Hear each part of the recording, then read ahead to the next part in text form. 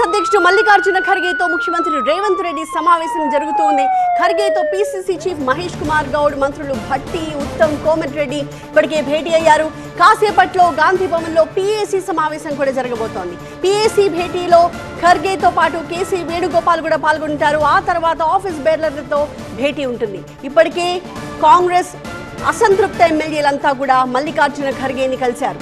తాజ్ కృష్ణలో ఉన్న ఖర్గేని cabinet berth ఆశించిన ఎమ్మెల్యేలు మల్రెడ్డి రంగారెడ్డి, ప్రేమ్ సాగర్ రావు, బాలు నాయక్, సుదర్శన్, పరిగి రామ్మోహన్తో పాటుగా పలువురు నేతలు కలిశారు. ఖర్గేతో మీటింగ్ తర్వాత మరోసారి అసంతృప్తి వ్యక్తం చేశారు మల్రెడ్డి రంగారెడ్డి. ఉమ్మడి 10 జిల్లాలకు 10 మంత్రి పదవులు ఇవ్వాల్సిందేనన్నారు. హైదరాబాద్, రంగారెడ్డి మంత్రి పదవి అడిగామని, సగం జిల్లాల్లో ఒక్క మంత్రి కూడా లేకపోవడం బాధ కలిగించిందని అన్నారు.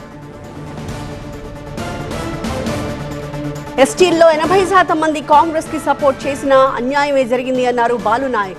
తమకు సరైన ప్రాధాన్యత దక్కలేదు అంటూ ఆవేదన వ్యక్తం చేశారు. అలాగే మంత్రివర్గంలో సీనియర్లకు అవకాశం కల్పించాలని ఖర్గేను కోరారు సుదర్శన్ రెడ్డి.